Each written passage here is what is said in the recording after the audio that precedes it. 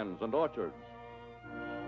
In the United States for 2 decades past, agriculture's problems have been not those of scarcity, but those of overabundance and overproduction. Today, the people of the United States are finding out that as America accepts its role in global war, they in their turn must accept new restrictions, new limitations, and a swift leveling off of the average family's standard of living. To most citizens of the United States, this is their first intimate contact with the realities of war.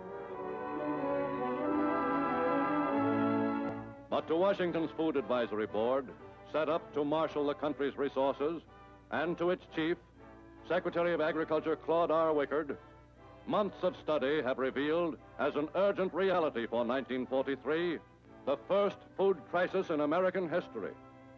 Farm families are trying to produce more than they have ever produced before, despite shortages in labor, machinery, and transportation.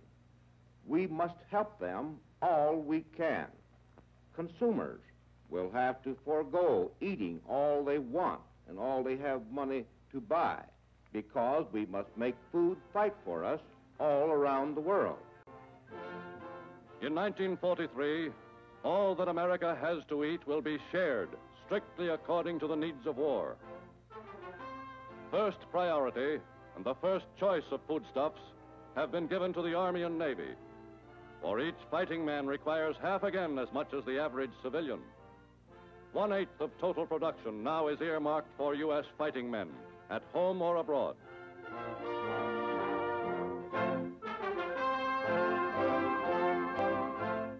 In training camps where strenuous outdoor life is building new muscles and new appetites, soldiers of Uncle Sam are eating heartily and well. Many of them, for the first time in their lives, are enjoying a properly balanced and adequately nourishing diet.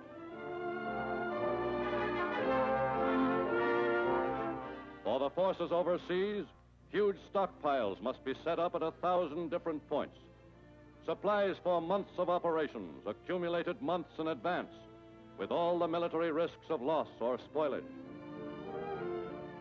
When all goes well, there is plenty of food for every man on the firing line. But American fighting men have already learned that the first page in a soldier's book is to take it as it comes.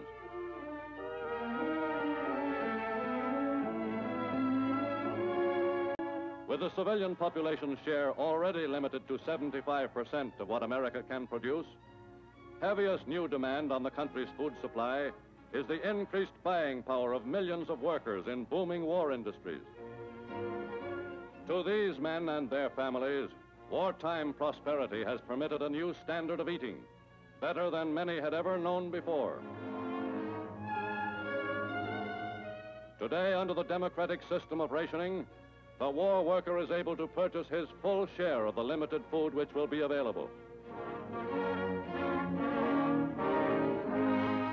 Smallest factor in America's food crisis is the 12% earmarked for shipment abroad under Lend-Lease agreements with our allies.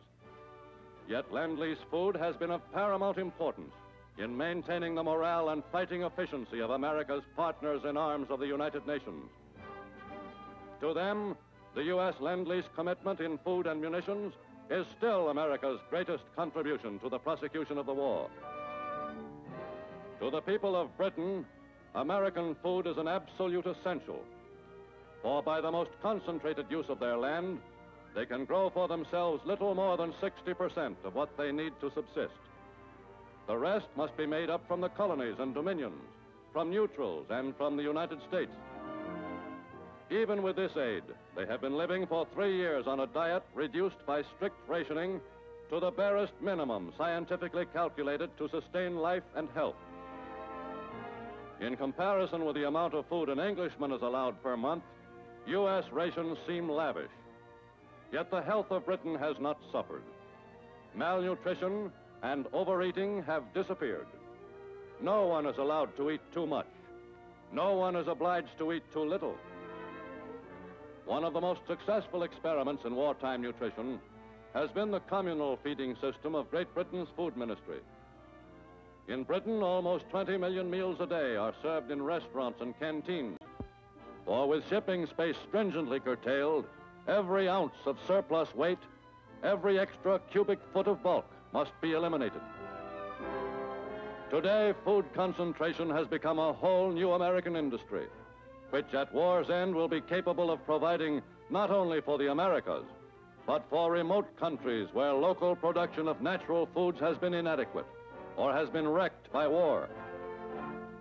America's food battle of 1943 is proving to be the test not only of the nation's power to produce and distribute, but also of its determination to do without, not for a single year, not merely for the duration, but for several years to come, in order to accomplish a higher purpose the people themselves have taken as their own.